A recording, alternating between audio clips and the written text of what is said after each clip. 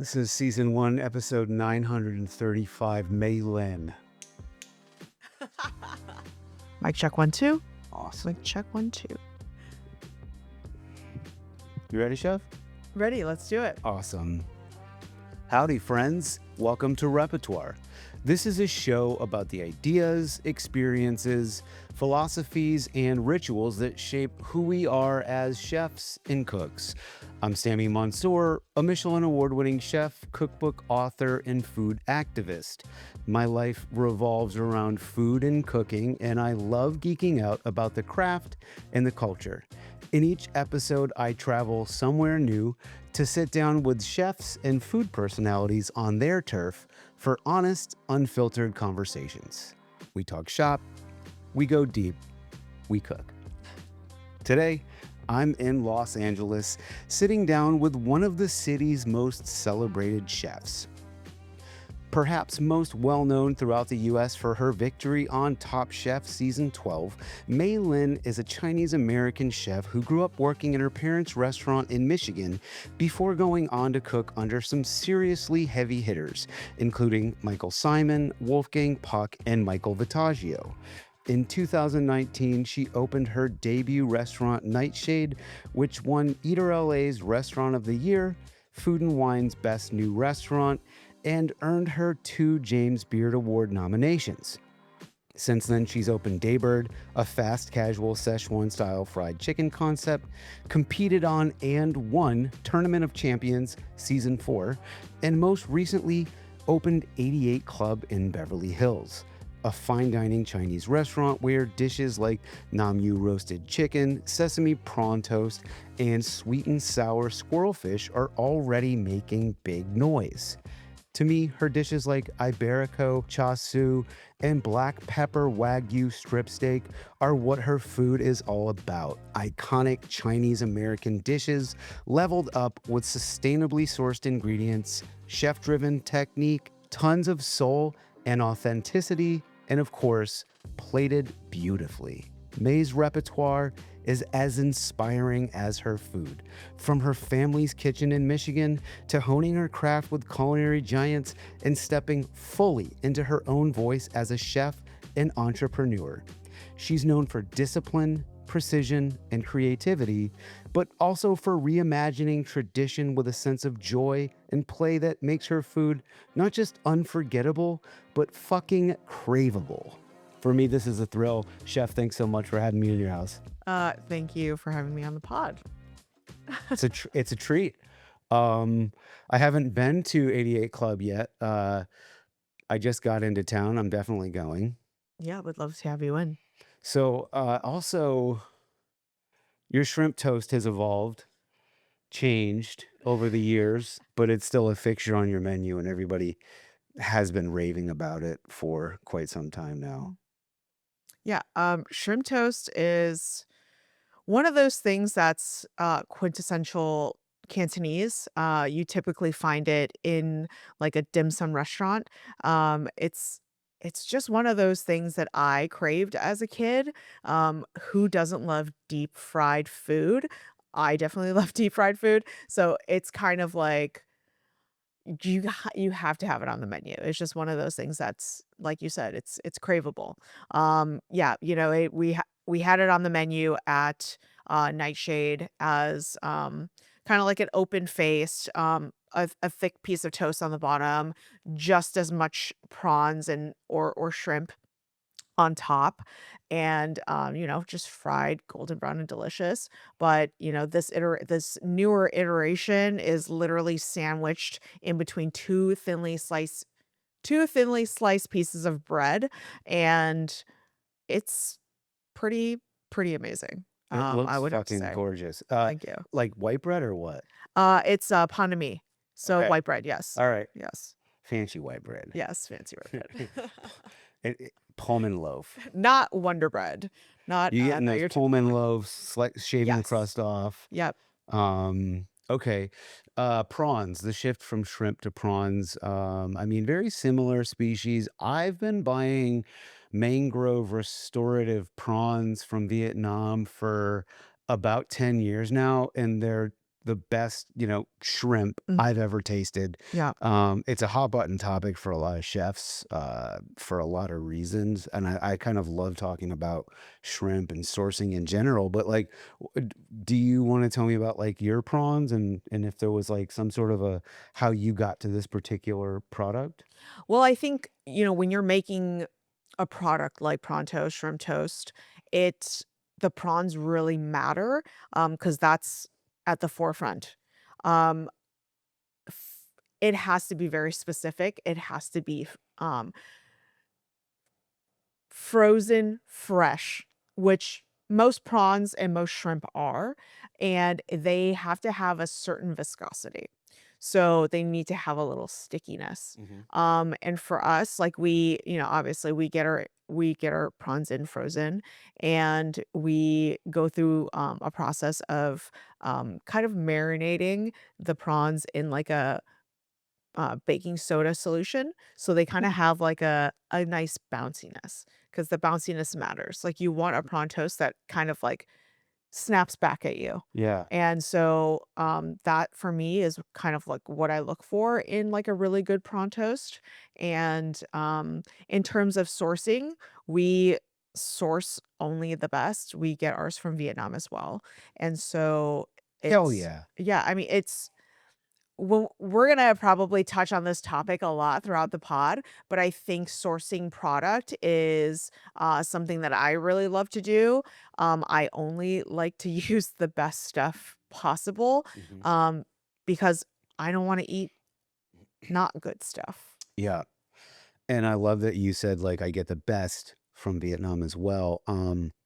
This is a really great point to touch on, just in the world of continued education for not just chefs and cooks, but for viewers, consumers, foodies. That for a long time we were labeling seafood from Southeast Asia as bad, red listed, and there were metrics and criterion that were met to check those boxes and make that red listed. But I've never been one to try to like vilify an entire area of the world or say like, oh, then all of that must be bad, right? So when I learned about these mangrove restorative shrimp, prawns, really black tiger prawns Mhm. specifically, I was all on board to support it because that's what needs to happen. That like people all over the world, farmers and producers, they want to do a better job.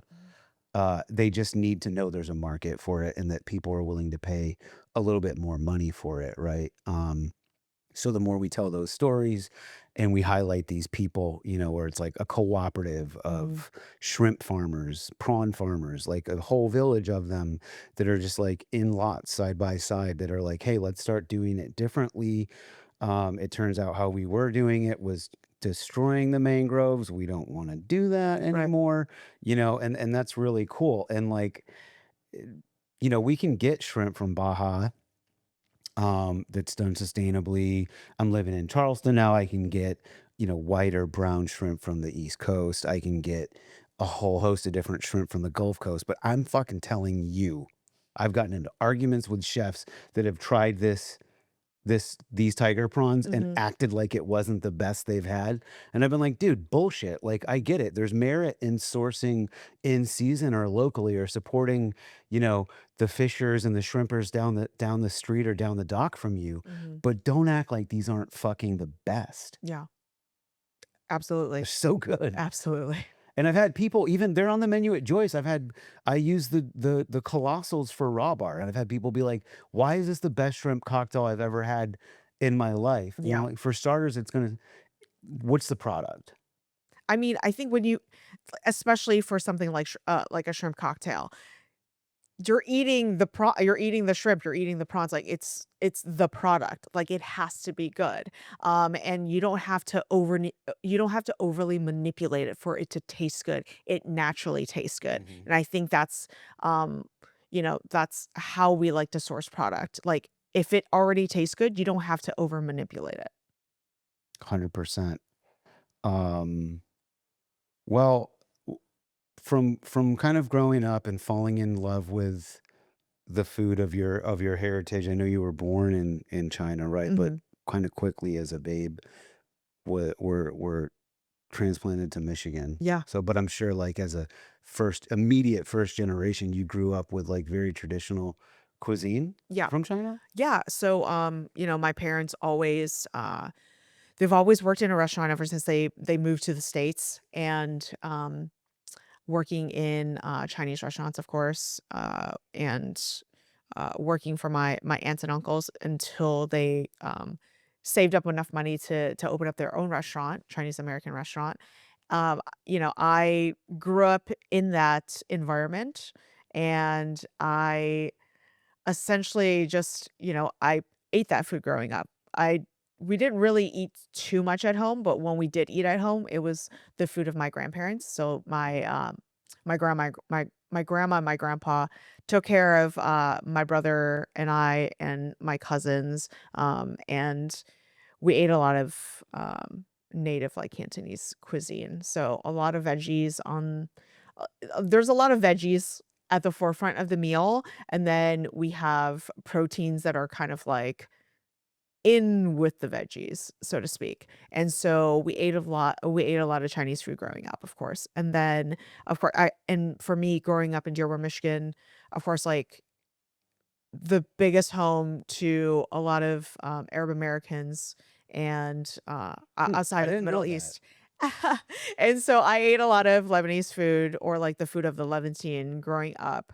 And whenever I go back home to Dearborn, I crave that food. Like that needs to be like my first or the second stop back home. Interesting.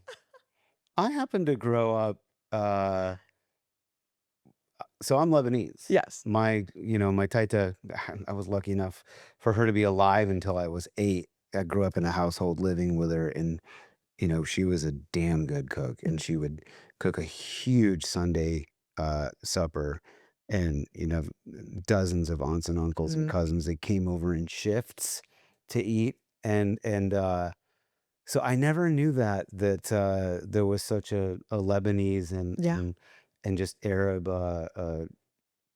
Huge community. settling community in that area. That's cool. It's such good food. I do wanna, if I ever open up another restaurant, I wanna lean into that because I find myself cooking that at home Mhm. more than anything else. It's what we crave at home, my wife Cassidy and I. It's what she'll ask for, and it just feels so damn good to eat. It's so fucking healthy, and It's so healthy. it can be vegetable driven. Mhm.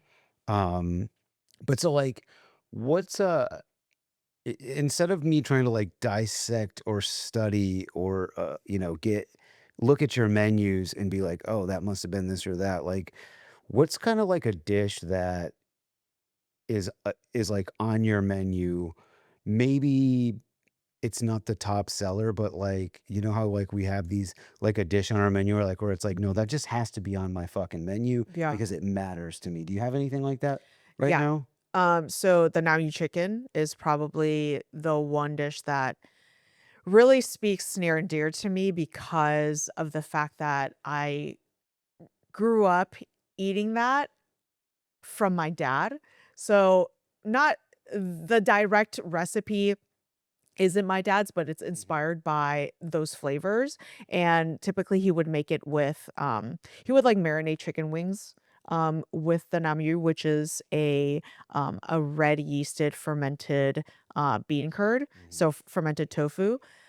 And it's a little funky, but it has so much umami. It's such an incredible product, and I think, that flavor whenever I have it, it's gotta be, like, one of those things that I go back to time and time again, and so that one dish, I, integrate it into essentially like a roasted chicken, which is Uh-huh. very American.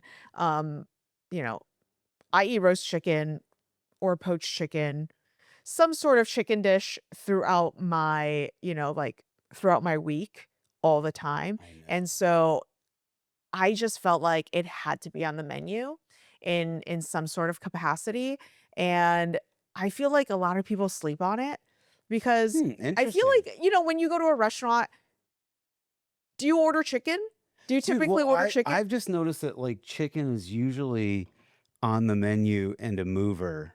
Like, so this is an unexpected answer because I would see chicken, and that's why I like to ask and not Yeah. make assumptions. Because I would see chicken and I would be like, all right, that's because like there has to be chicken Mhm. on the menu. But like for me, I don't necessarily shy away from chicken at a restaurant, and I often do find myself ordering it at Asian restaurants more frequently than any other concept Mm. because I love the way it's prepared, Yeah.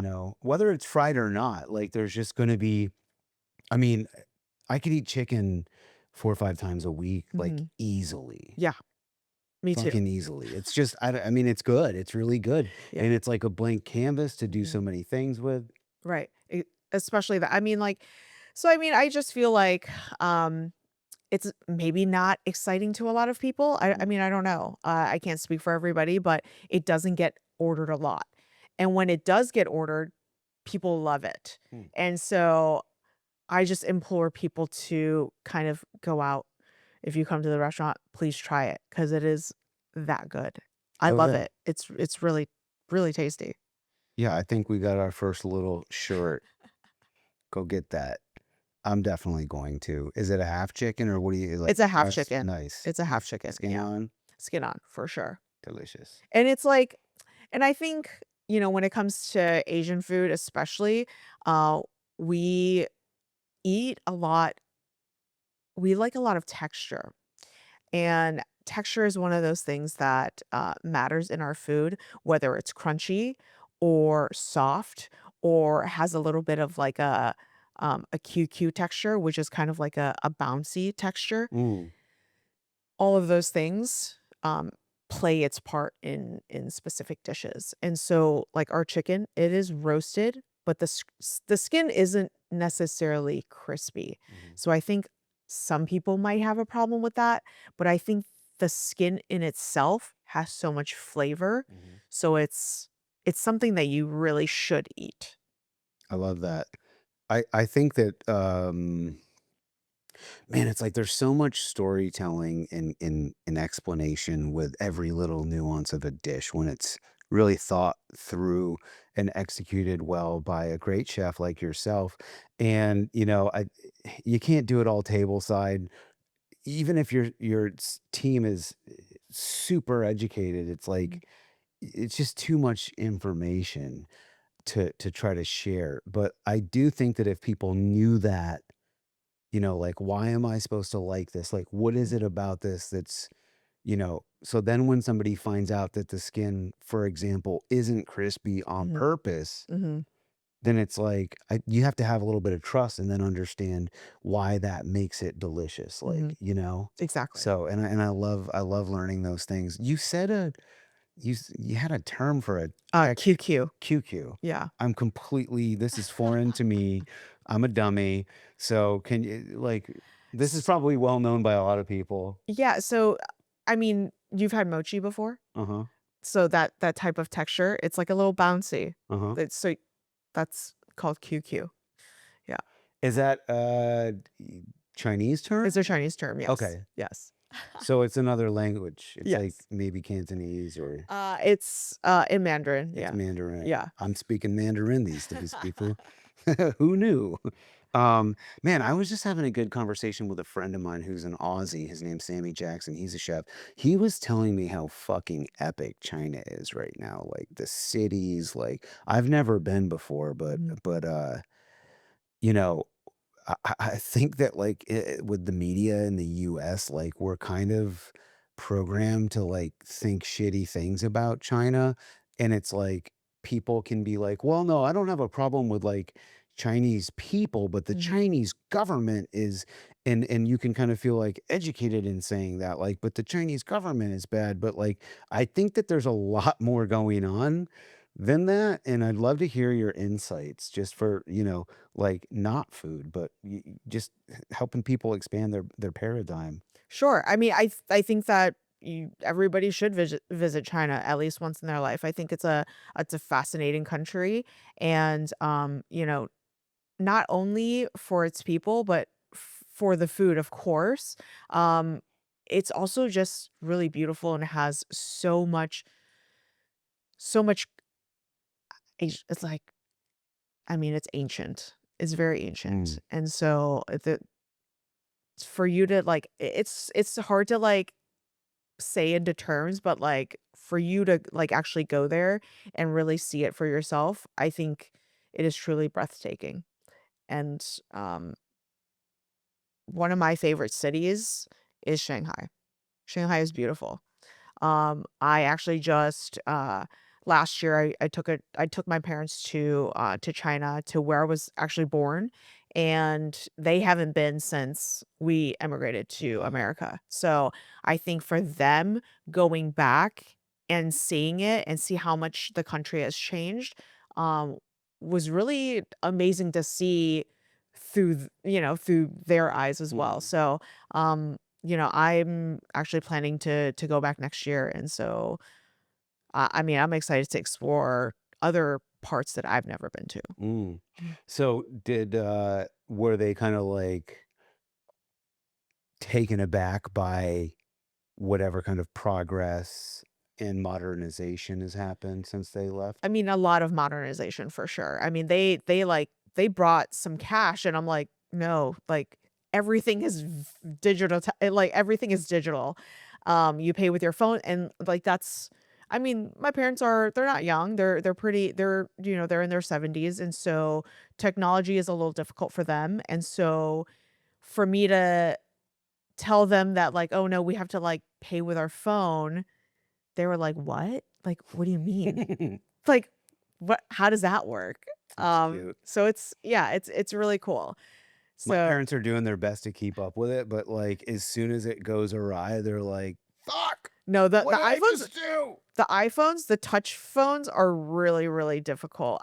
They're almost like, "We just get us a flip phone. Mm. Get us a flip." They just need the numbers They're to coming dial. back. That's it. They're coming I back. love a flip phone. Flippers. I love a I flip usually phone. keep a drawer full of them just for doing dirt, you know what I mean?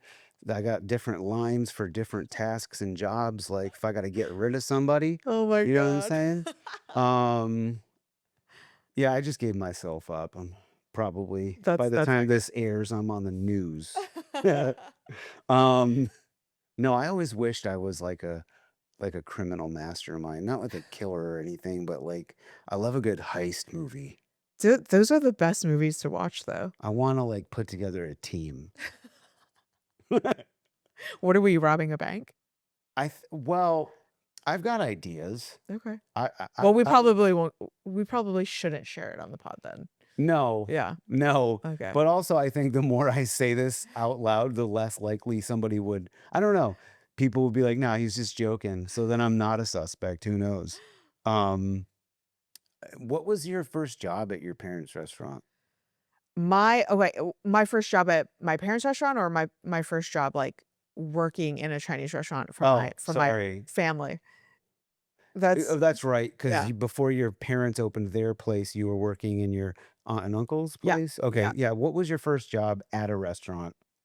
My first job was filling, like, the plastic ramekins with, like, soy sauce, plum sauce, things like that, hot mustard, and, popping the lids on, and, for, like, to go, for carry out. Okay, Um, so a condiment girl. yeah, I was that.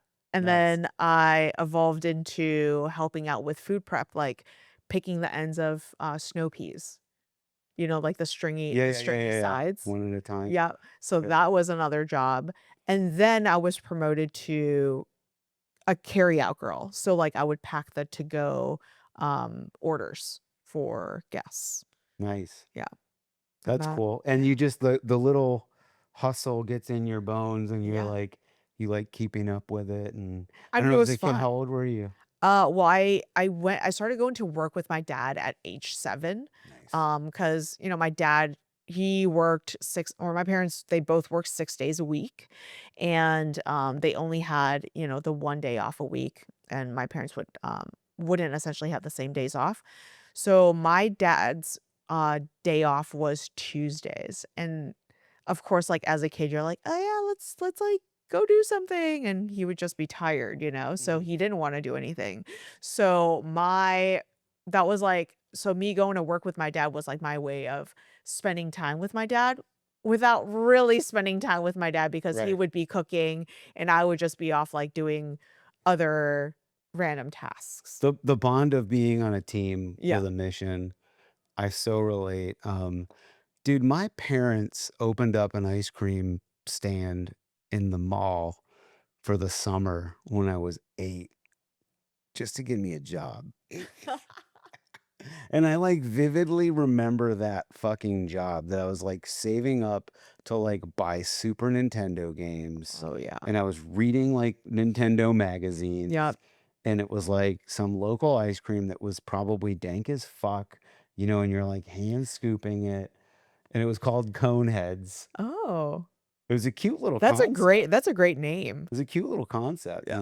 My older sisters worked there as well, but, yeah, so I guess, like, child labor is another thing we've got in common. Yeah. I mean, I feel like you're not you're not really working that much, you know? No, I think But I it's think it's good fine. for you. I I think mean, it's in a great. family setting, Yeah. yeah. Yeah, I think it's great. I think it really builds character, um, working that young. I mean, like, it's no different than, like, setting up shop in front of your house and having a lemonade stand. It's no different, if not maybe, I would say, like, for anybody that's like, it's like, Mhm. think about what parents do to their kids at that age with sports. Yeah.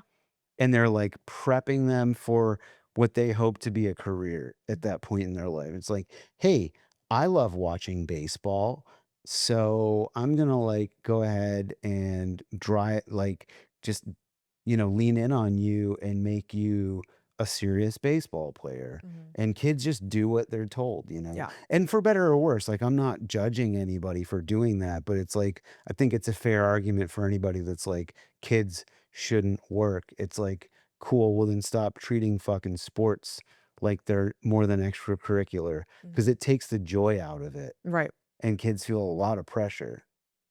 Yeah, no, And definitely for sure. at least growing up working in a restaurant, I could have a beer after my shift. As a kid?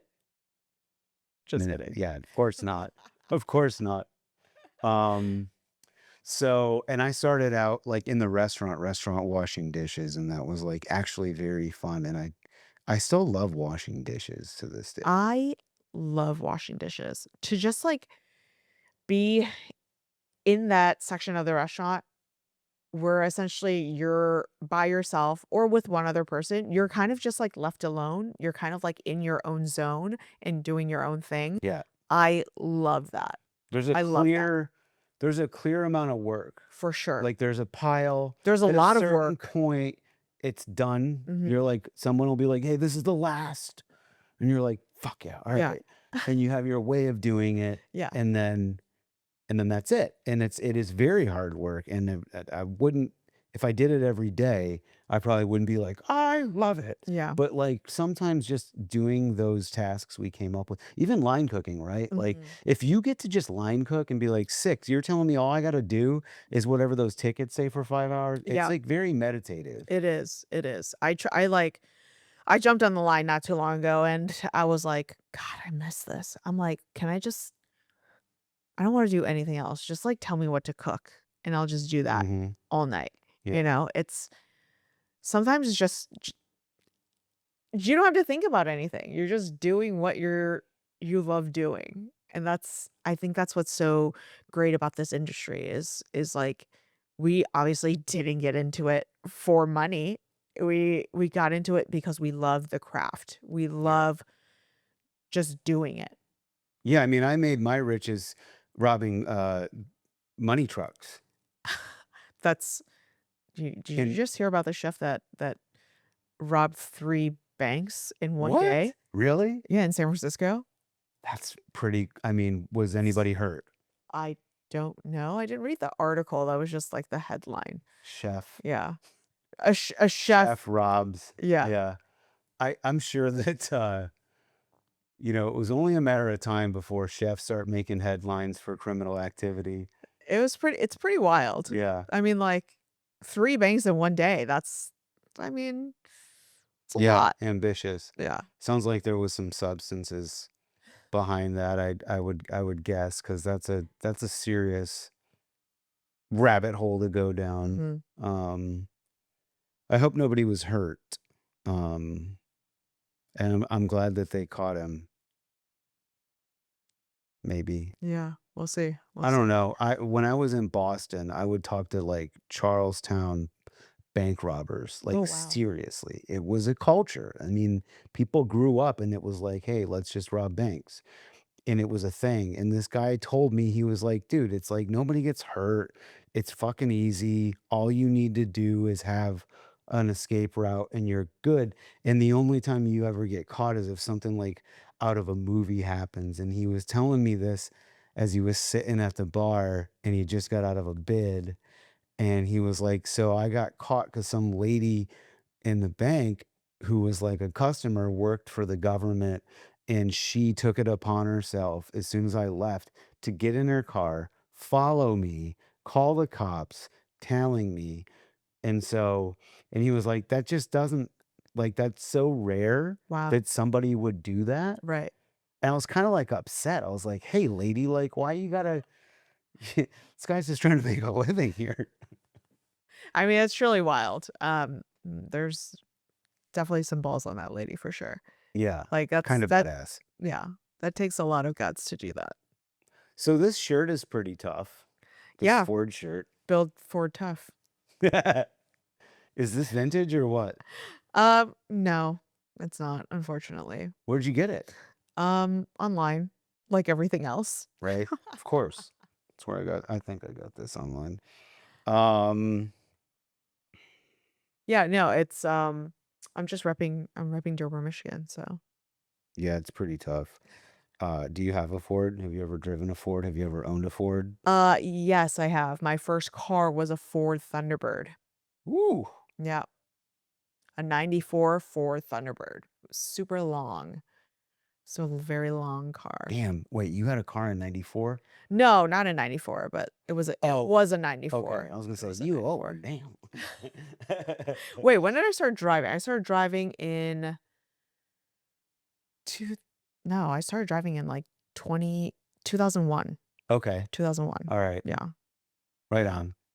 on. Man, my sister's first car was a Ford Escort, and it was like 88 Ford Escort, and That that was thing that was was a my mom's first car. piece. Yeah, that was my mom's first car. It was a baby blue Escort. Ooh. Yeah. Super retro. Yeah. I'm like, if I saw that on the streets today, I'd love to like just get that and restore it and Yeah, I drive think that you around. if you had like a candy dipped Yeah. like 80 something Escort, it could Yeah. actually be pretty tight That's pretty at this dope. point. Yeah. I mean, I love vintage Broncos. Oh yeah. They're so, so cool. They're so dope. Yeah. And they're so expensive now. They are. I I mean, mean, they brought them back and like they look fine. I love the old ones better. yeah, everybody Yeah. does. But most people aren't up for owning a classic car, so it's pretty Yeah. smart, on Ford's behalf. But man, when I moved to LA, I bought a 1974 Cadillac Coupe de Ville, Oh, wow. fucking bright red leather interior, white leather top. That was my daily driver for 10 years. It was awesome. But I was looking into Broncos Yeah. as well, and it's like those things are like, they kind of, if you want a drivable one, Yeah. they start at like 40, 50, but like They're the ones expensive. you see that you like are like Oh, yeah. going for over 100, which is pretty wild. Yeah. Yeah. Yeah. I mean, but they're restored and they're really, really, Hmm. I mean, they're drivable. Yeah. So, I mean, it's really cool, but obviously I can't afford it. So, Yeah. Yeah. yeah. Yeah. I've always like loved the idea, right? Yeah. It was part of the California dream. For Throw sure. a surfboard in the back. Yeah. I don't know how to surf, but I would learn. I don't even know how to swim. So, just putting that out there. Yeah.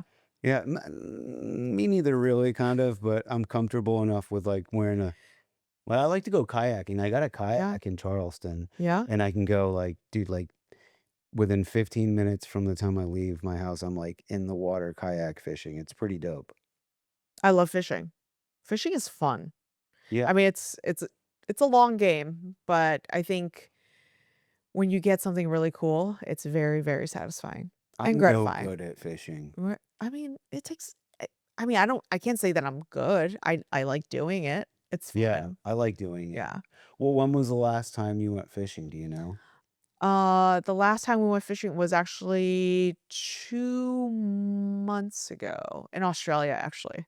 Wow. Yeah. We're, like, on the river, like, on a boat, and we're just, yeah, just trying to catch some barramundi. Yeah, it was really fun. That's funny. I was gonna fucking be like barramundi, like Yep. to act like I knew what I was talking about because that's Yeah. the only fish I can think of. But that did you catch any? We caught one. We caught one. I That's got it. some barramundi in my freezer right You now. do? Yeah, I Australians. love barramundi. I think it's got, like, such an amazing fat content. I think it's just like I think it's better than Bronzino. Yeah, Yeah. yeah.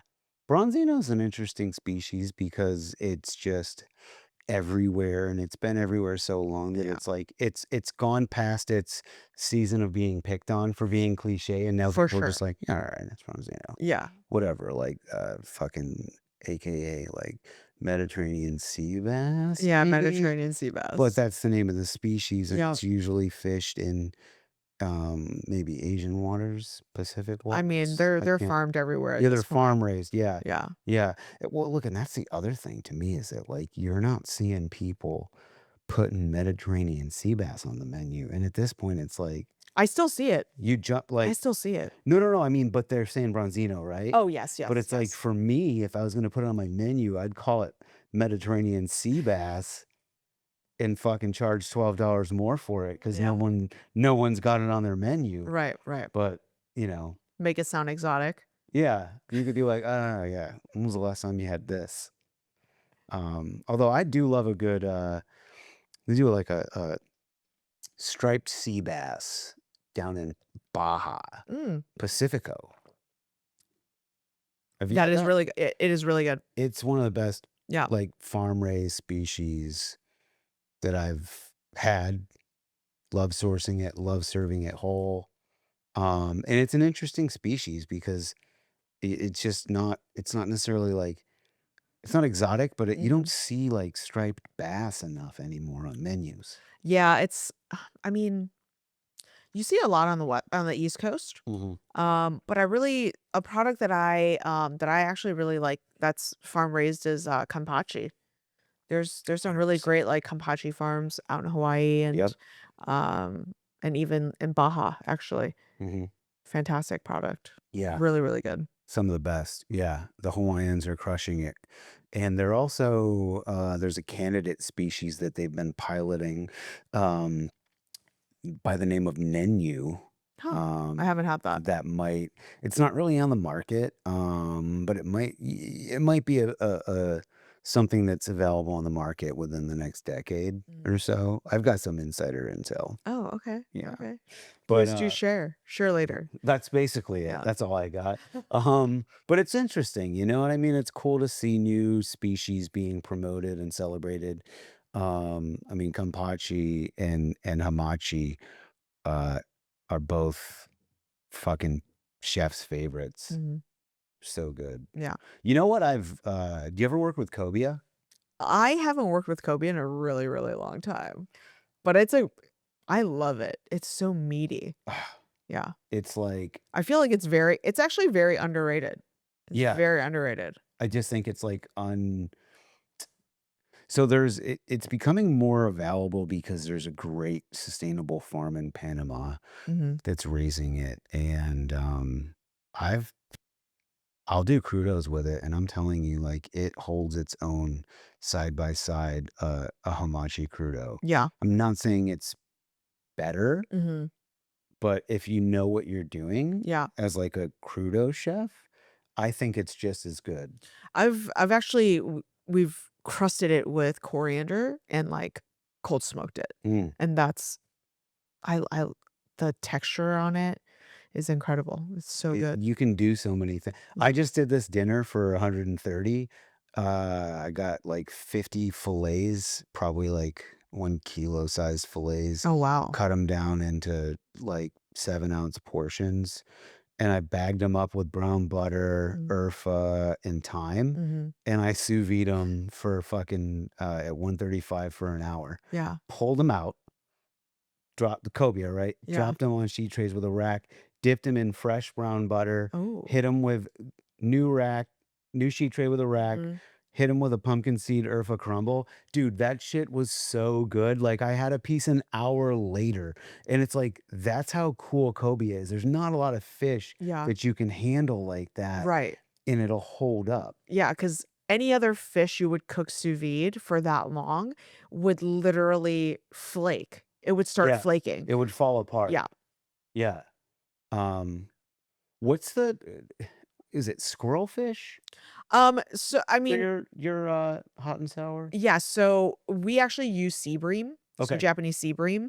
Um, Squirrelfish, obviously, we can't find that here, but it also kind of refers to, like, the technique of, the way that you essentially score the fish. So, we take a fillet of the sea bream, and we're cutting it, like, on a really deep bias, so we're kind of, like, making, um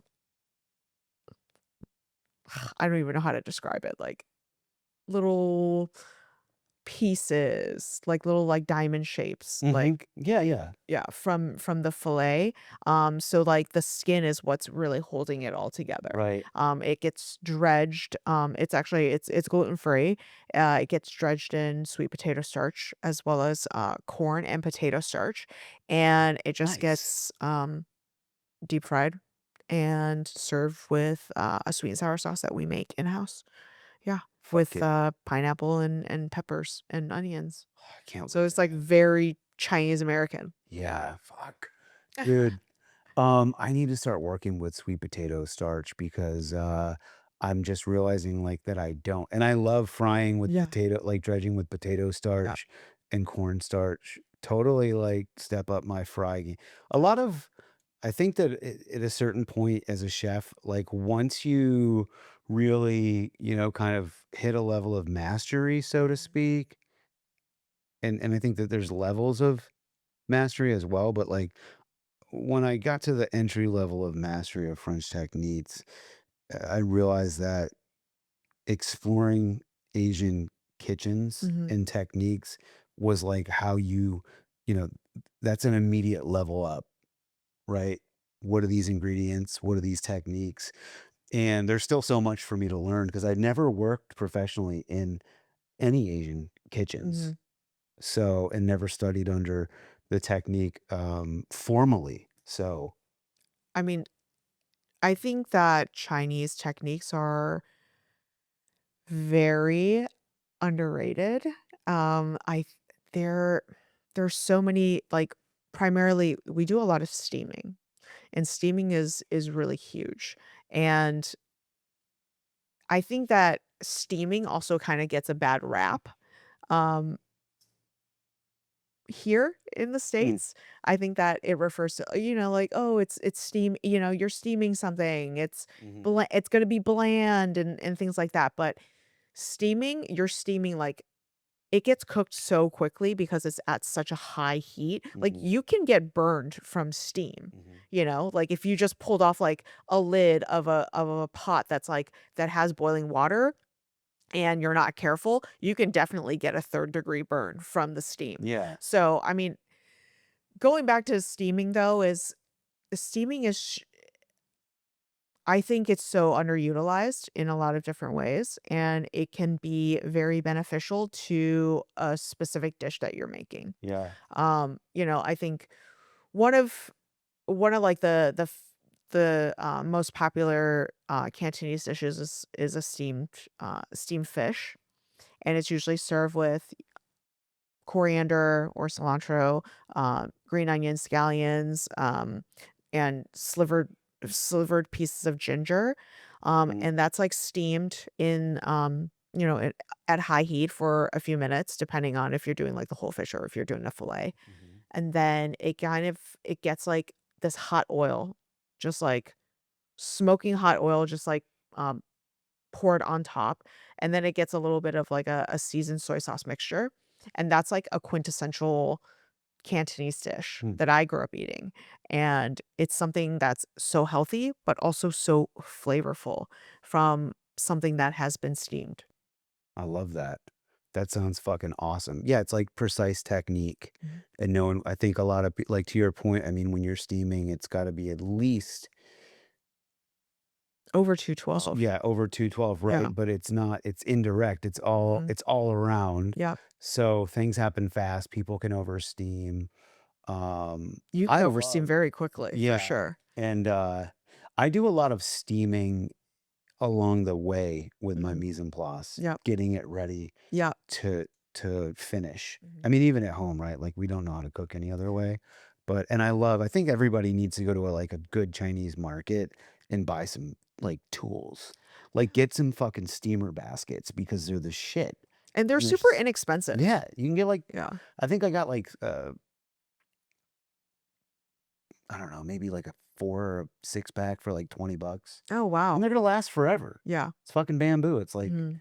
you If you can't take really, care of it, yeah, it lasts forever, for sure. yeah. Mm. I love it. You know what my favorite little dim sum thing to like buy at the store, like at the Chinese market and just do at home? Turnip cakes. Oh. Do Like, you make your own, no, no, no. I or just you buy? buy the Oh, I've never frozen seen it. turnip cakes. Oh, I've never seen it, like Oh, really? no, I've never seen it, yeah.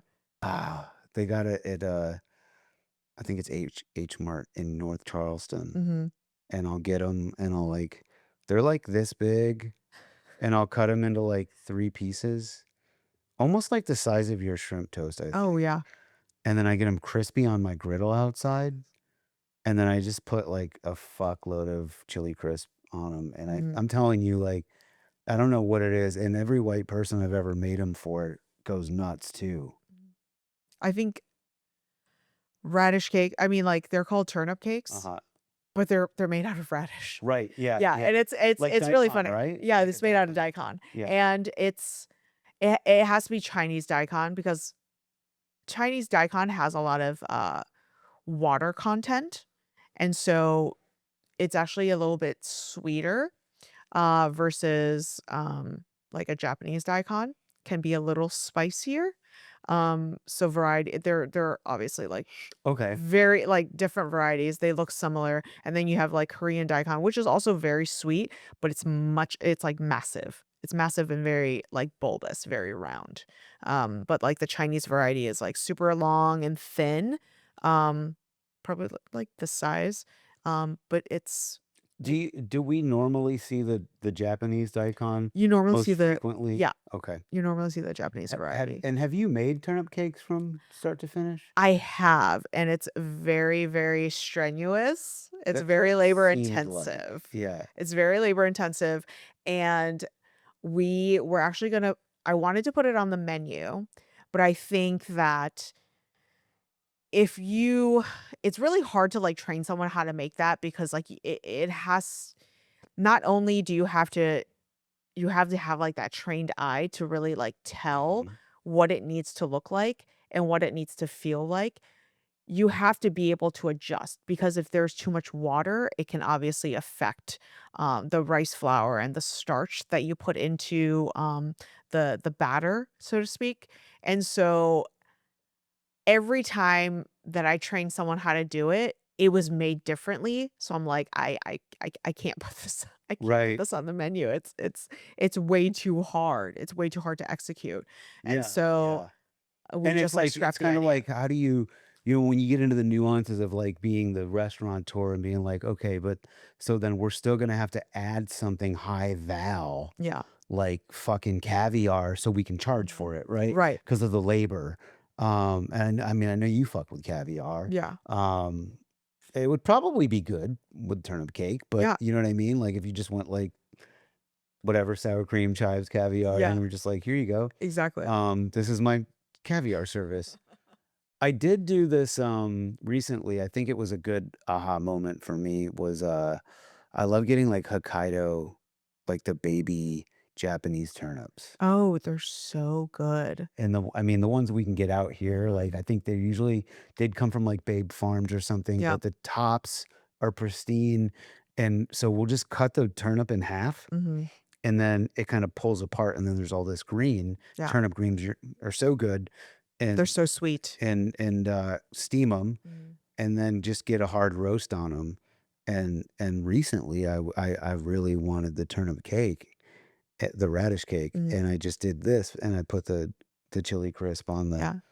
on the turnip, and I was like, "Hey, that's you got something right there, kid." Mm. Like, it felt really like it could be a dish, you Yeah. know? I'm like, as we always like, when you're making stuff and you're like, "Hey, maybe I could keep this in the back of my head and take it somewhere until it's on a menu one day." You know Yeah. what I mean? Yeah. I mean, I think it's a fine line. 'Cause I like, it's hard to you wanna put, like, all these, like, bangers on the menu. Not bangers, but, like, also, like, things that are, that has meaning to you, Mhm, and, like, when you when it becomes too hard to, like, execute, mhm. on a larger scale, it's a little disheartening, and it hurts a little bit, you know? It's yeah. It's hard. It's very difficult. It's funny, like, we all learn these things through trial and error, and even when we go to culinary school, like, there's, like, you can learn the basics of menu writing, but, like, when you really break down what it takes to create and execute a well put together menu, and that I'm willing to bet that from the menu you put together with the first restaurant you opened up to the menu you put together for this most recent restaurant, that there was a lot of well-informed decisions on, like, that's gonna be like, what's the sweet spot? Mhm. Because there's a story to tell. There's, the perception of the customer, like, what let's make sure we deliver why they're coming here. Mhm. There's things that have to be on there to satisfy your soul. There's things that have to be on a menu just because they have great profit margins and it's smart business. There's things that have to be on your menu for you to, like, stay challenged and show off your technique. Mhm. But then it's like, now there needs to be something that's like a super fast fucking pickup. Yeah. It's easy all day, but it doesn't appear. So it's like Yeah. all these like things to go into a menu, and then it's got to cost right, and Mhm. it's really fucking complicated. It's really hard, and, like, thinking about that made me think about I mean, yeah, just creating a menu because you wanna put all these things on a menu, but then you go into the space and you're like, "Oh, it doesn't fit here."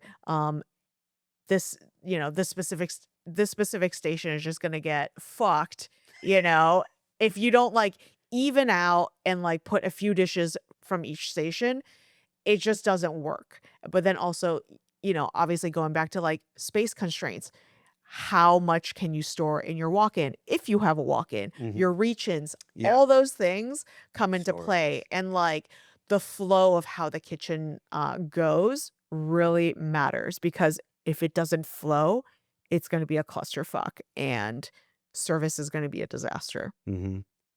So many Yeah. layers. And we have to, and I think that's where, like, we can get really neurotic, and if, as chefs, if we get too far down the rabbit hole with, like, substances to try to, like, just, like, kind of, numb out your brain or whatever, to just stop the gears from turning, it's and you're surrounded by them, but it's pretty wild. Like, have you gotten to this point in your life where, like, you'll just walk in somewhere, it doesn't matter if it's your restaurant or it's somebody's house, and you'll just immediately notice, like, a small detail out of place, Always. and you're like, "Oh, hey, let me just fix that." Yeah. It's like this weird It's a bad superpower. habit. Yeah. I mean, I don't know if it's a bad habit, but, like, it's definitely a habit. Um, it's a tick that doesn't ever go away. Yeah. Yeah. And I mean, it's part of, like, how we trained our brains to be able to, like, focus on all the details and make sure that we're following through on everything, Mhm. which is pretty remarkable, and it's like, but yeah, it's like, how do we turn it off, Mhm. and be normal members of society? Right. Are those, cattails? They're pussy willows. Pussy willows. Got it. I knew it was something of the feline variety. Those are beautiful.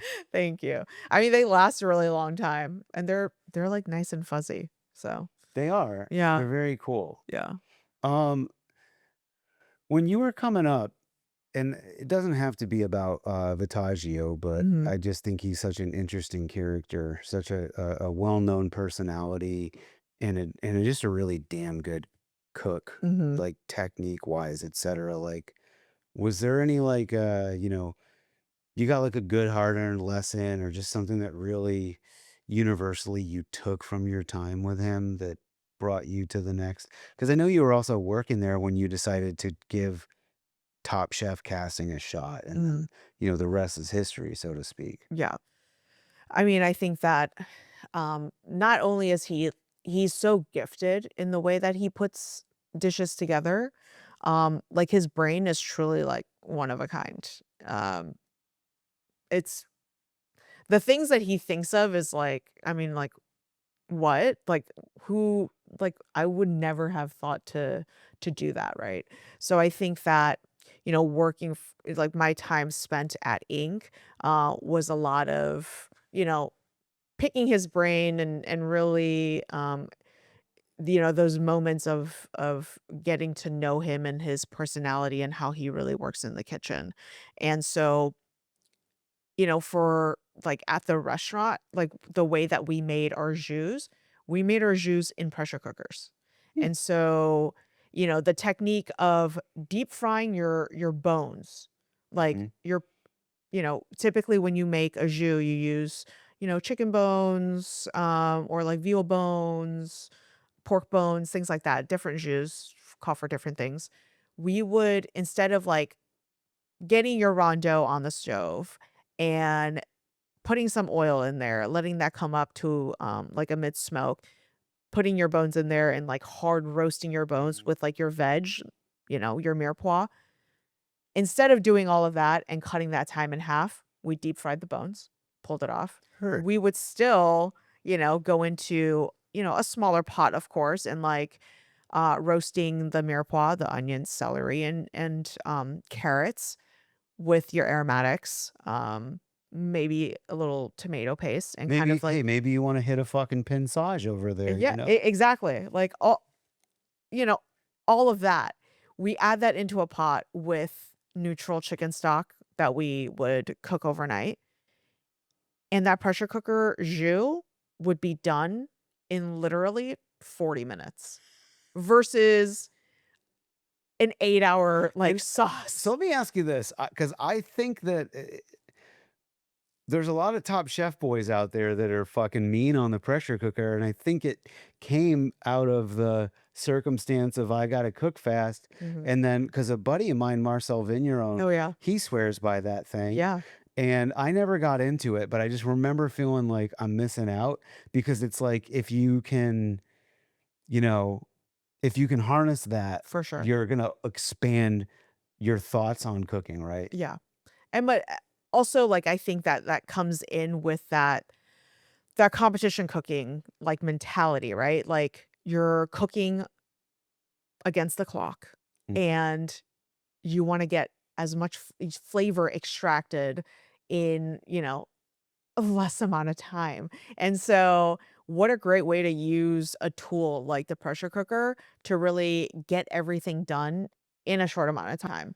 I Yeah. mean, the pressure cooker for me has always been something that is very scary to use because if you don't know how to use a pressure cooker, it can be Yeah. very, very dangerous. Like, And I think it's that's fucking got like a 80-pound lid with oh gears yeah, on it and shit. it's a lot.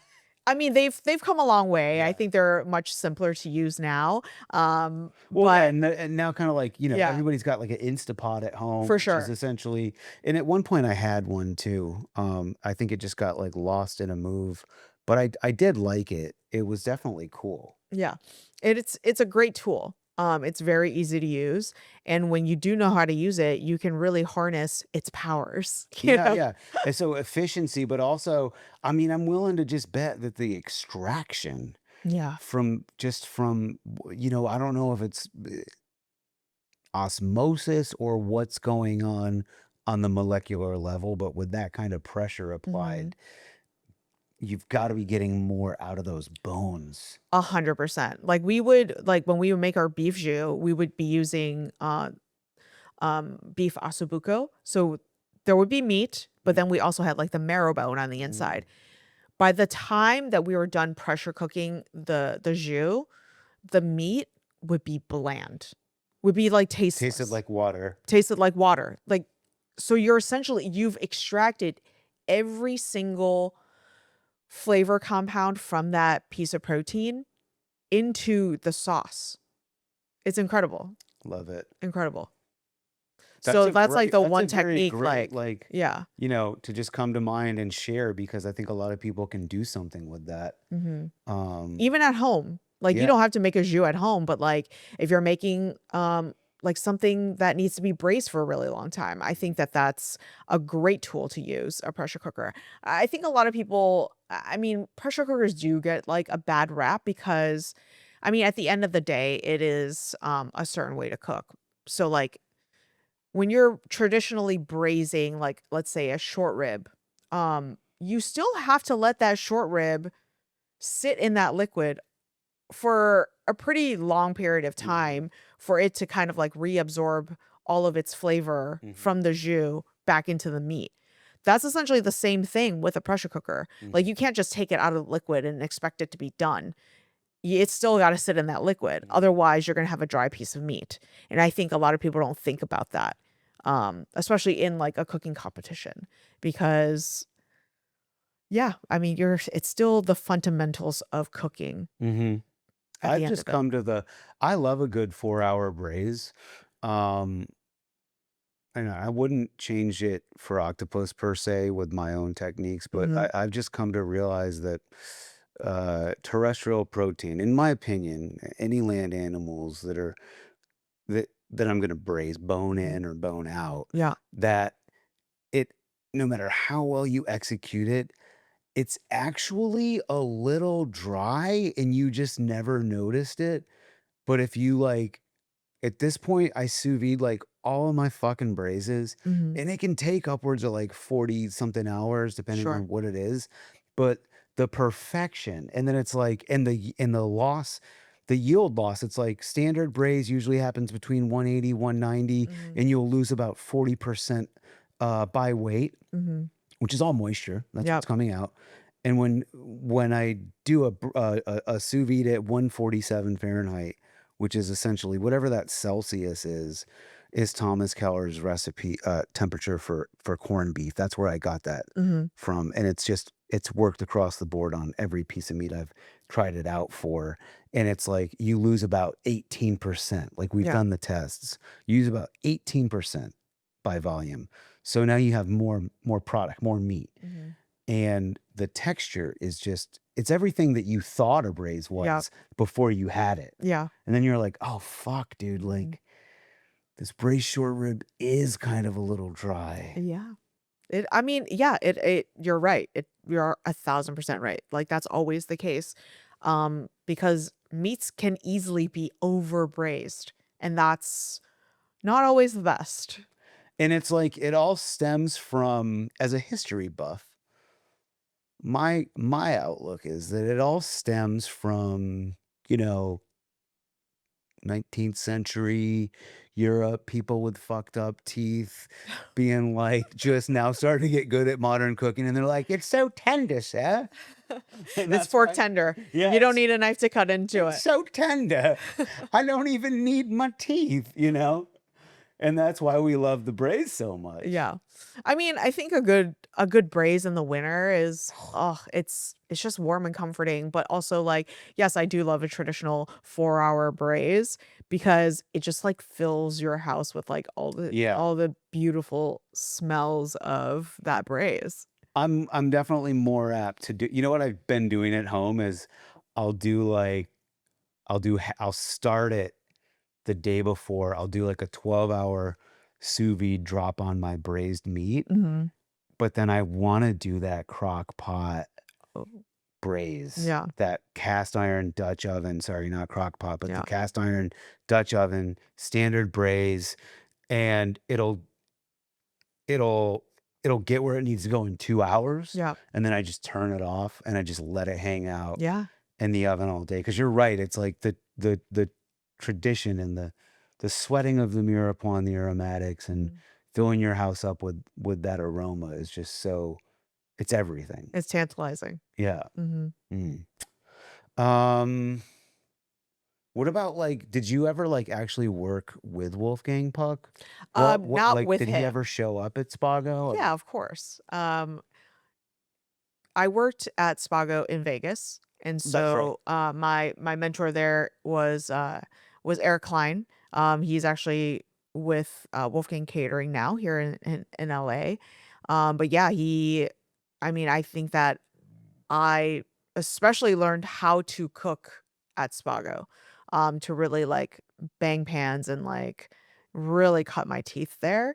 It was such a hard kitchen to work in the sense that for the sheer volume that we did at Mm. Spago, um, especially in Vegas, it's Yeah. crazy Yeah, I the know amount of covers that people we would do. that will go to Vegas to do Yeah, that, to yeah, jump in and get hmm, like, you know, that next level of education, like the school of the hard knocks yeah. in Vegas. It's crazy. I was way too intimidated to do anything like that. What era was this? Like what years are we talking This about? was '09 to 11. Okay, Hmm. great. Yeah, Very cool. And then you ended up out west yeah, in California. yeah. So actually, I lived in San Diego prior to moving to Vegas, and then I moved to Vegas, and then I moved to LA after Vegas. Yeah, When to open Inc. so did you know Michael? I didn't. Okay. No. So you interviewed and got Yeah. the job. Yeah.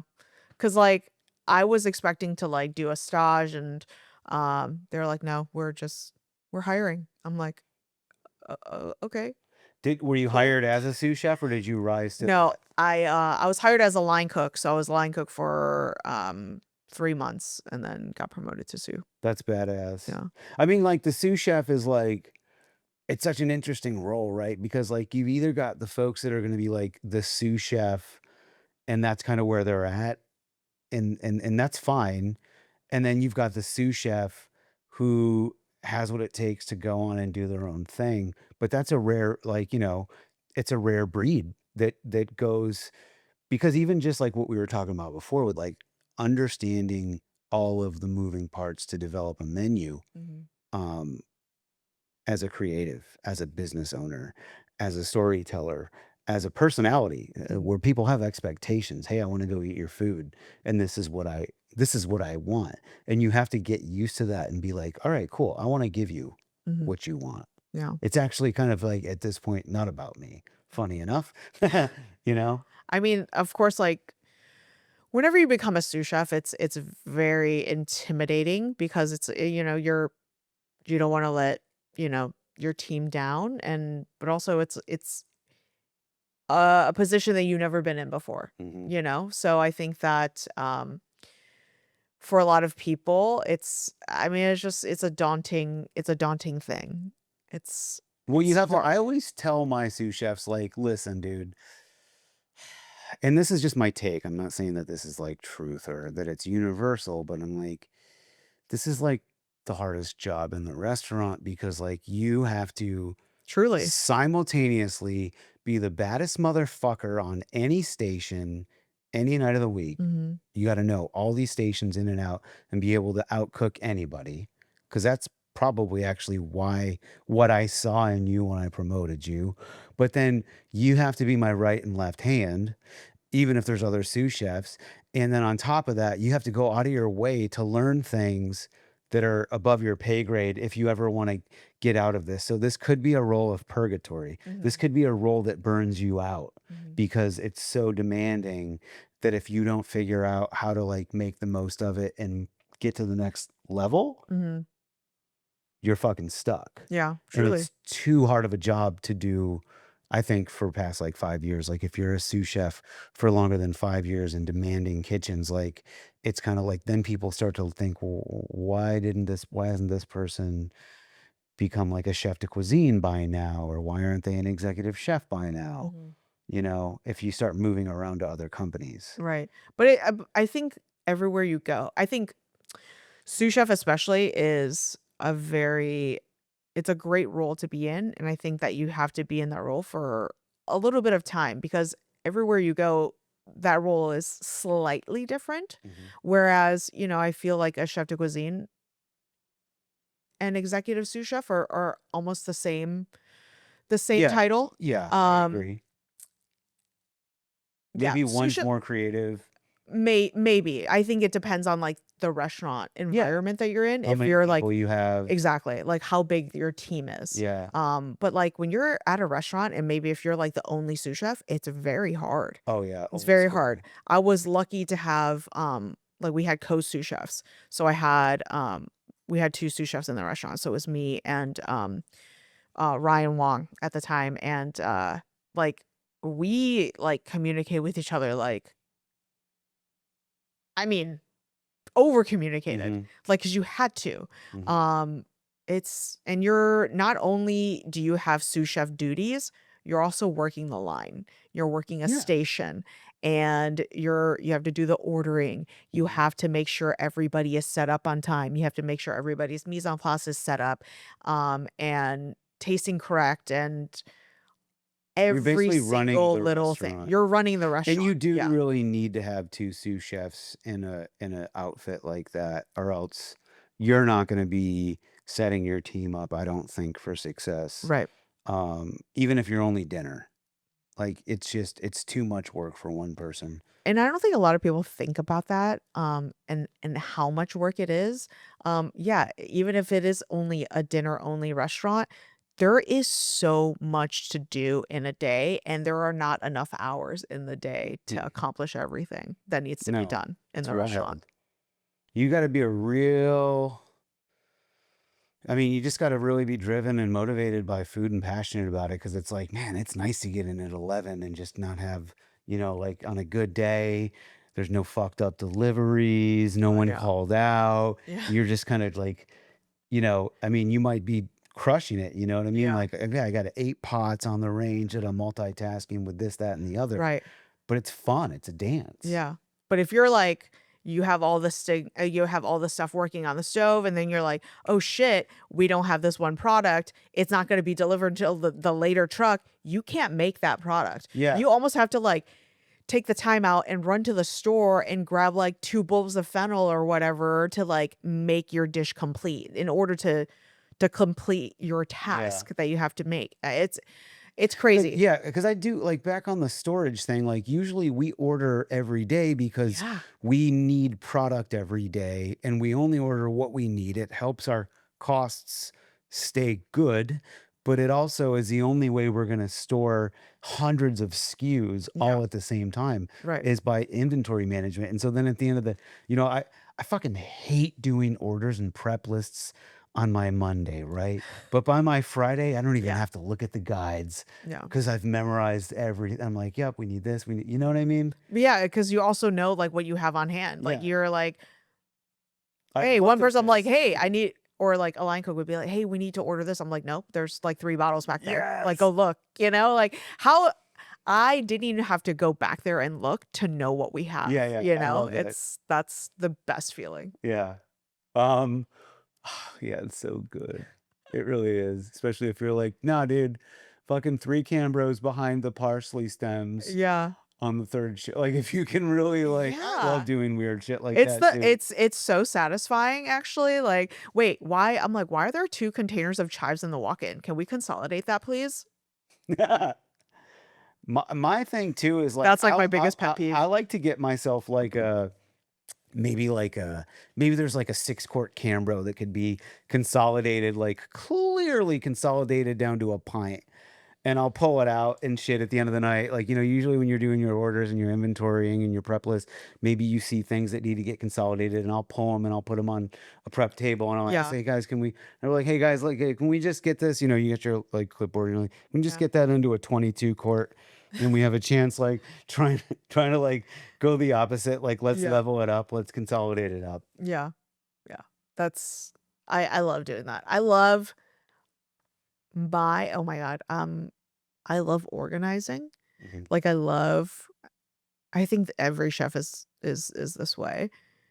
Love when the shelves look like you're at the grocery store. Mm. Like, all the labels facing one way, everything's, like, perfectly lined up, and if it's not, I, like almost have, like, a panic attack. I'm like, "Can we fix this?" I'm like, Yeah. "I hate the way this looks." Yeah. It's insane. I think it's really important, and I think I'm grateful that I was taught that way, and that, I've had teams that see the value in that as well because I remember when Guy came to Prue and Proper to film an episode of like Guy's Big Project, and Mhm. he went around snooping all over, and then he was like, "Is he OCD?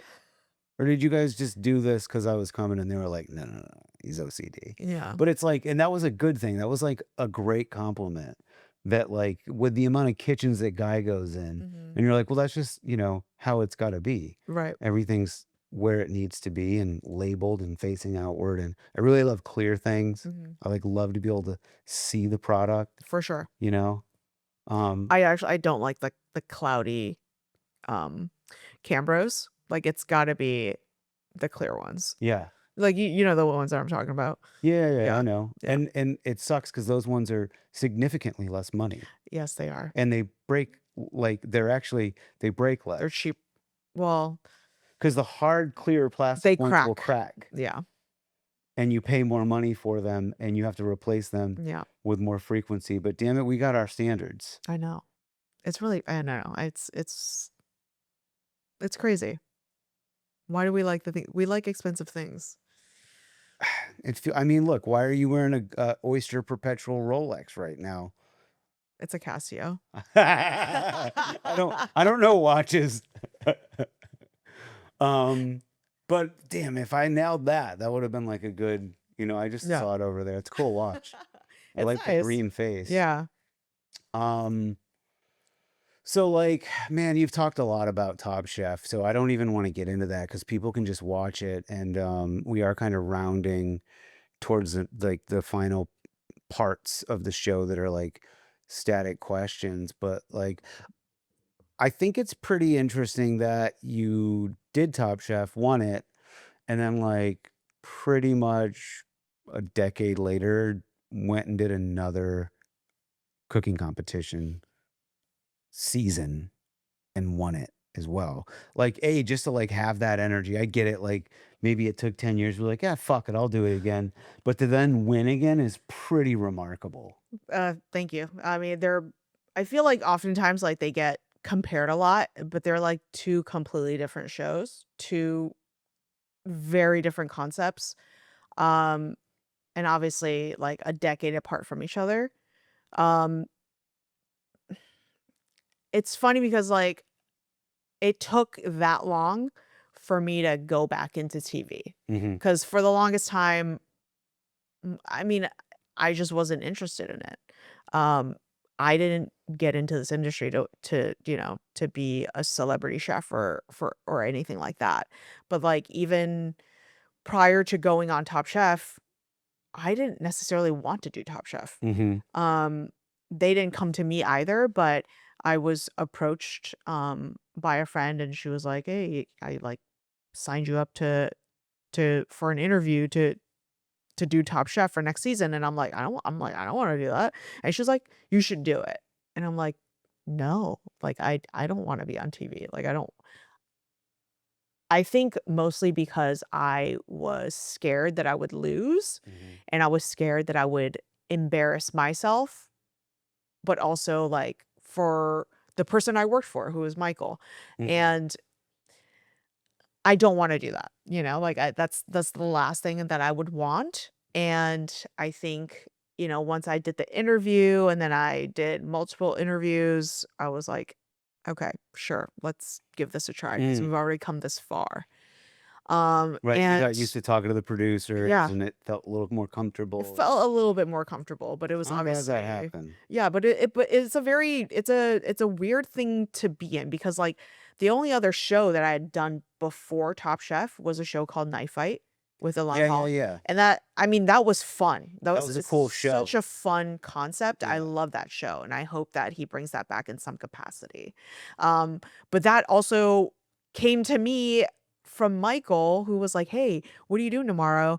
You're gonna do Knife Fight." And I'm like, "What?" I'm like, "What's that?" I'm like, "I don't even know what Yeah. that is." I'm like, "I don't have cable TV. I've never seen the show before." I'm like, "What do I have to do?" And so TV was something that I never wanted to do. And I think that, um, you know, in the pandemic when Tournament of Champions came out, Hmm. I was watching it and I was like, "Holy shit, this is an incredible concept." Never ever have I seen a cooking competition where the competitors get blindly judged. And I thought that was just like pure genius because I think oftentimes, like, obviously I've judged before. Hmm. There's biases all the time, whether or not, you know, you don't like what this person is wearing or like whatever bias it may be, everybody has some sort of bias towards someone, whether you like inherently know it or not. And so for me, not having to present a dish to a judge and having it someone done for you and they don't even know who's cooking Hmm. it, I think it's so smart. Yeah, it's. I It mean, it's takes a everything true out of it. victory if Yeah, you win. yeah. To true, yeah, it's impossible for psychology to not. And because you also have to just wonder, like, sometimes if there's motivation in terms of why the producers are gonna choose who wins, Mhm. kind of just based off of, like, were they rooting for this person the whole time? Right. Um, you know, And of course, and like, you never wanna think that way, yeah. but it always comes because 'cause I'm not saying every show is that way, but some shows kind of are. But, like, luckily, like, I wanna know that I won on merit, and I Yeah. wanna know that I didn't win because of this reason or that reason, Yeah. you know? So, um, I just want for whenever I do any sort of cooking competition, I just want the food to speak for what it is. Yeah, it's like I think one of the things I really love about you is that, like, clearly you are a restaurant chef that kicks ass on TV, not a TV chef who tries to open up restaurants. And that's fine too, but, like, you know, that's who, like, that's we're restaurant kids, man. You know what I mean? Like, this is why we do it. We want to feed people. And, like, it's smart to get out there and to try these things and to Mhm. challenge yourself and to see opportunity. I mean, you were able to, like, um it's very hard to work for somebody like Michael Vitaggio and get out of a shadow, right? Mhm. And go and do your own thing. For sure. And so it was really smart to put yourself out there, and it sounds like everything I've heard and read, he was very supportive of it too.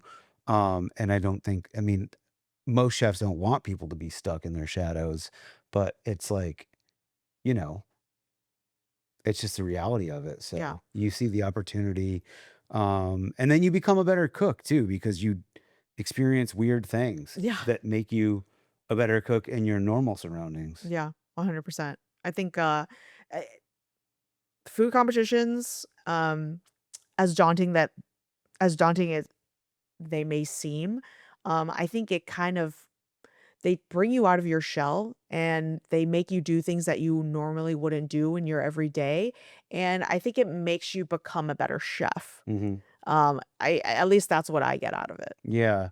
The last few times I've done them, there's just been something missing that hasn't necessarily been the joy hasn't been there for me. And so I kind of was like, I don't think I'm going to do this anymore.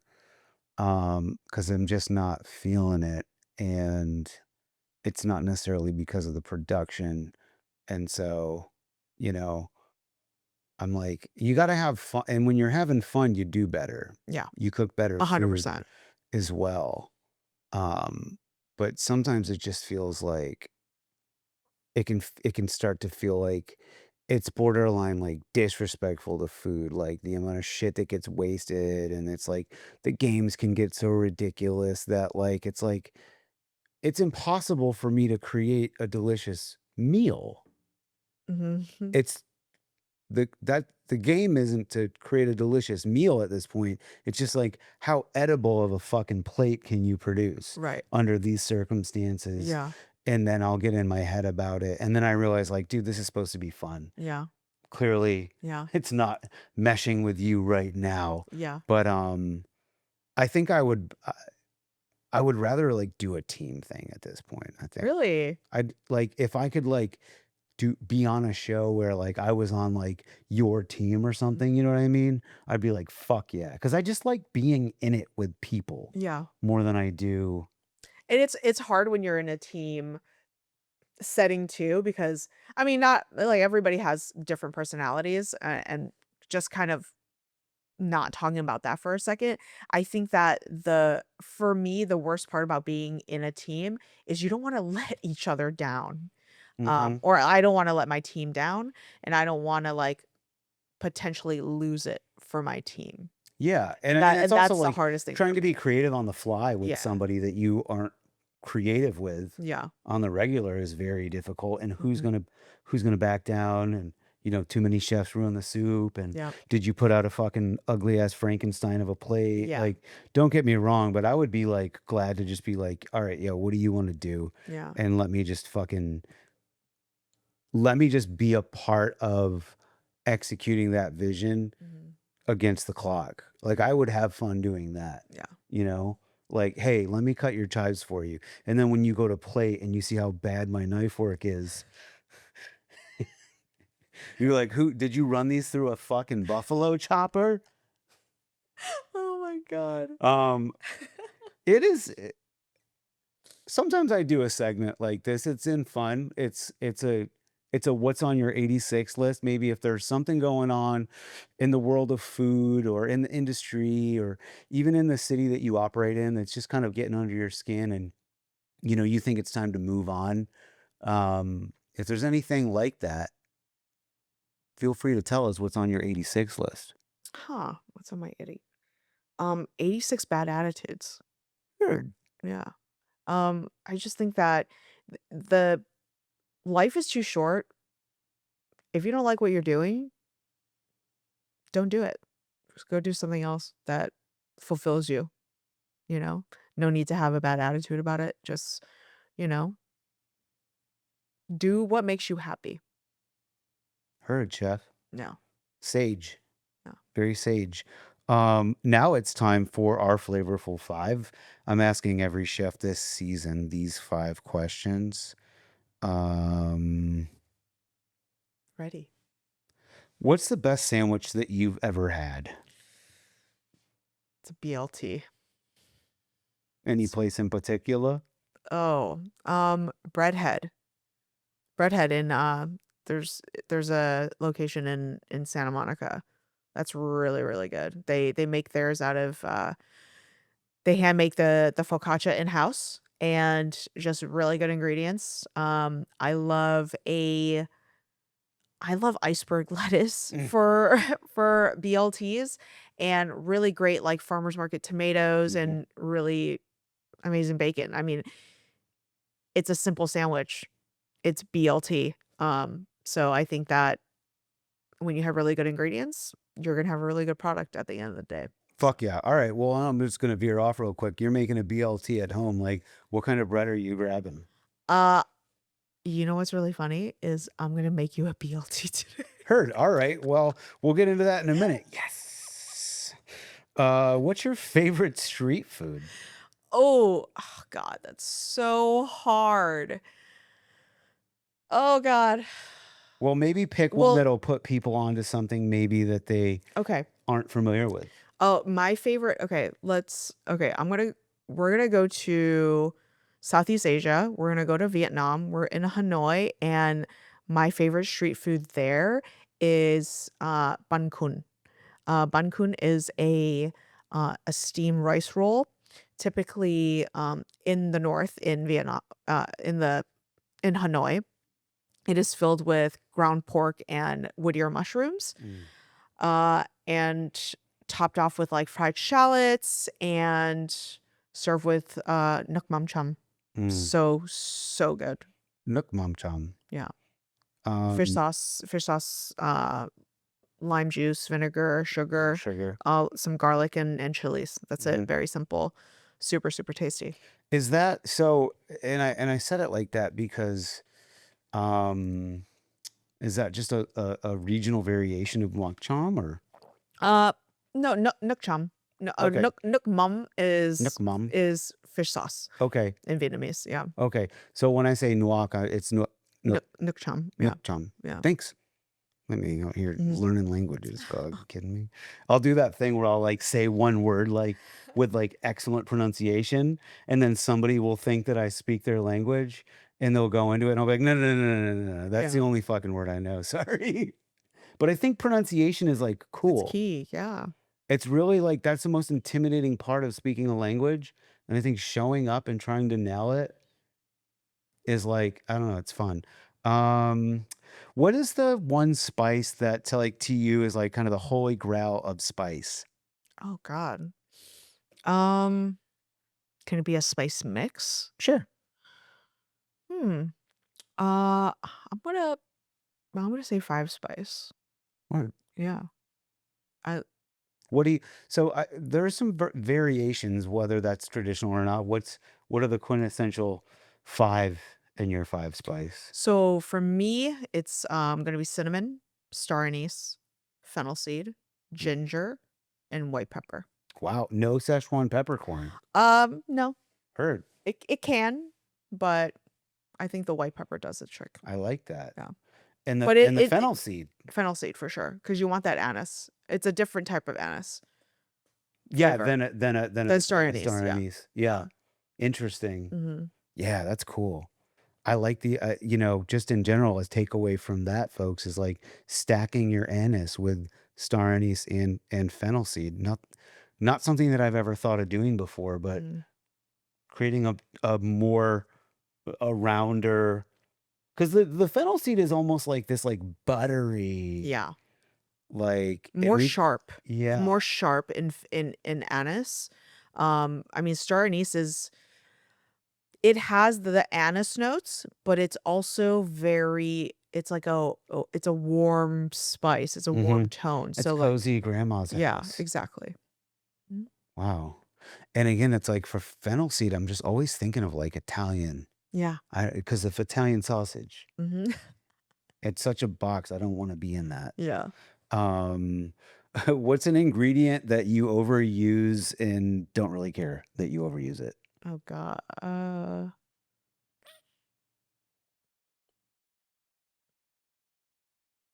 That's hard. What do I overuse? I overuse lemon like as of recently, lemon oil, Mm.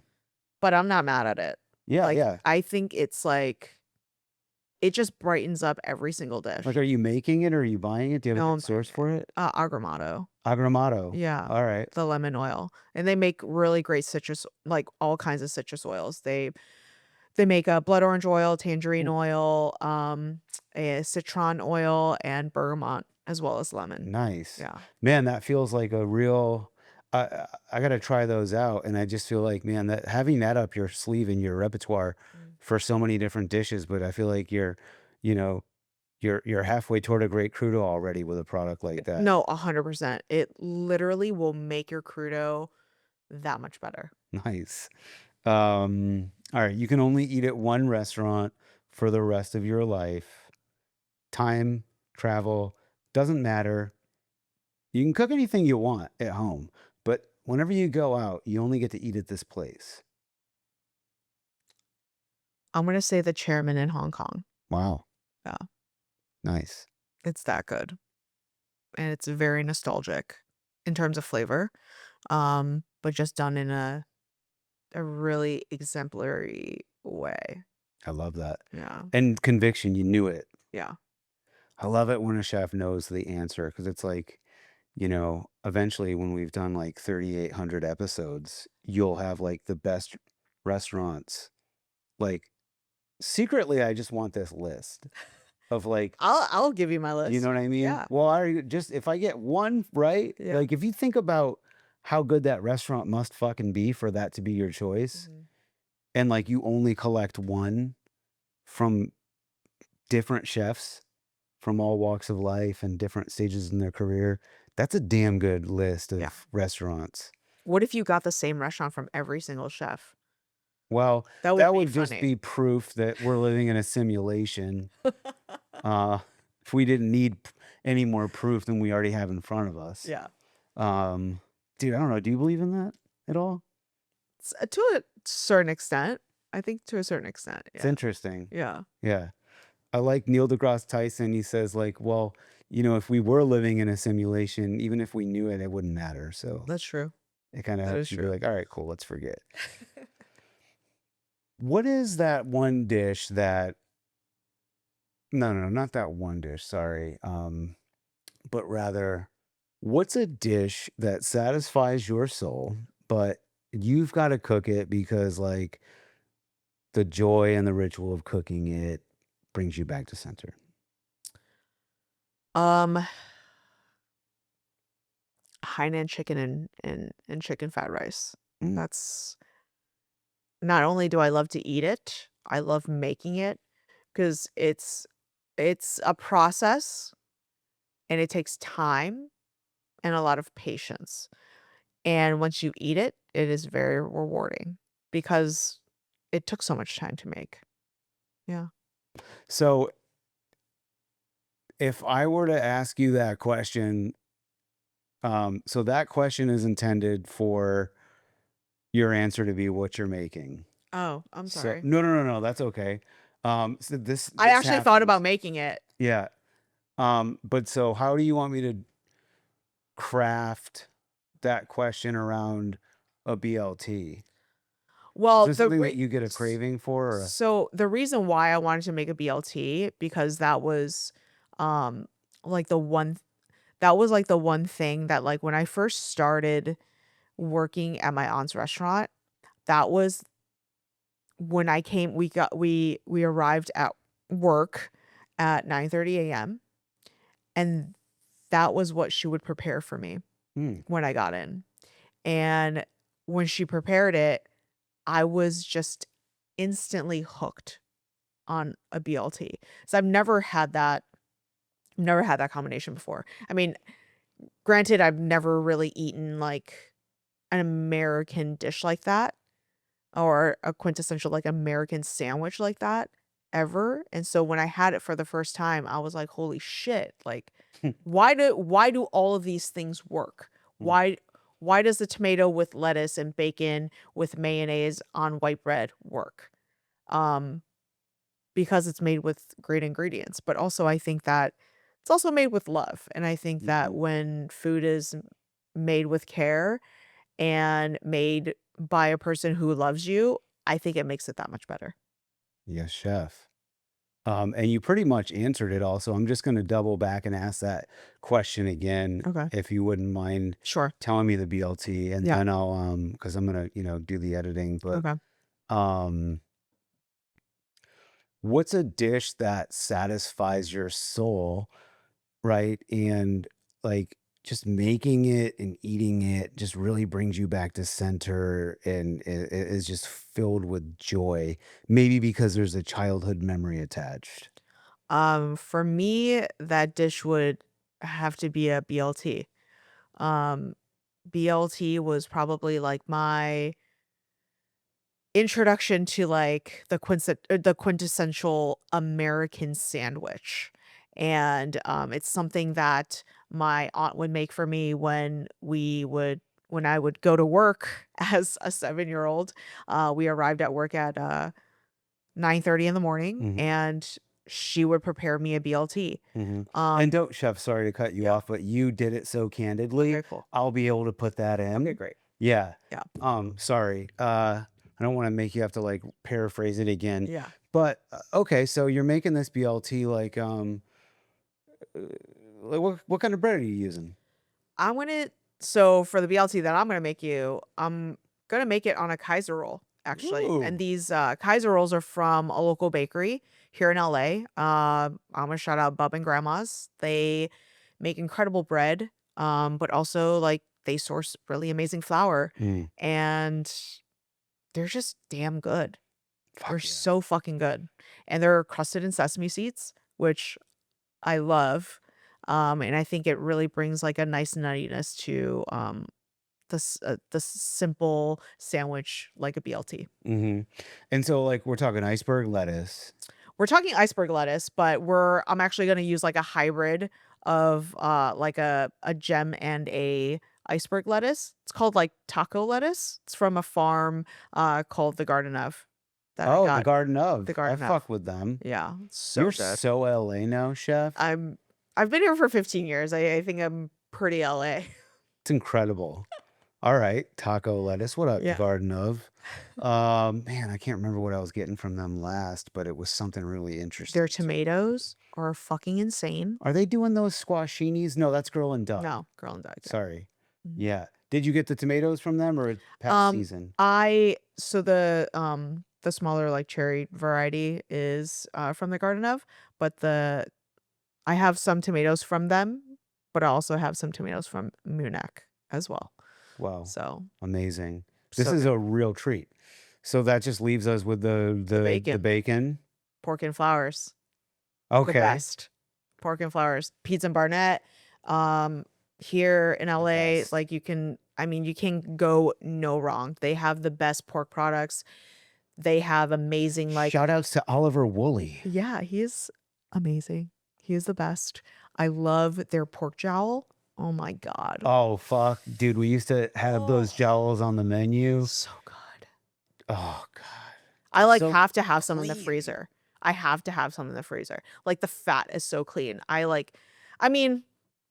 Their pork toro, it's very fatty, but it has like a really nice like fat cap on them. Mhm. I like to just like take them off and like save them and render them down with some garlic or like whatever leftover alliums I have and like use that to like stir fry veggies. Mm. So good. So tasty. I'm like animal fat and everything. Yeah. Yeah. And it's really good. It's healthy. Yeah. You know, it's healthy animal fat. Those hogs. What is he doing? They're Is it Mangalista. No. Mangalitas? They're like a hybrid.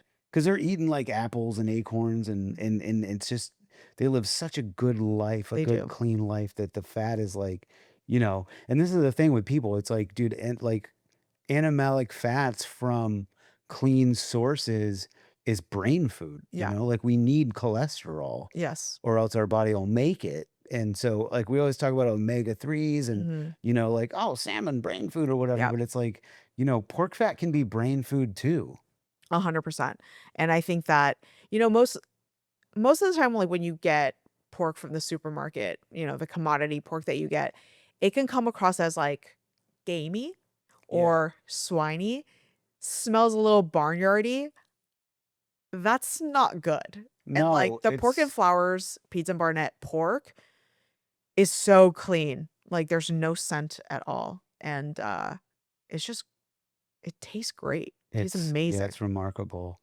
And things I've learned is like, that these, the Smithfield commodity feedlot hogs, which like more than any other species that we farm raise, pigs will kind of eat anything. Mhm. And so like when they're being fed trash, literally, that's, It's gonna taste like trash. greatly void of nutrient. Yeah, our fat as mammals store our toxins, right?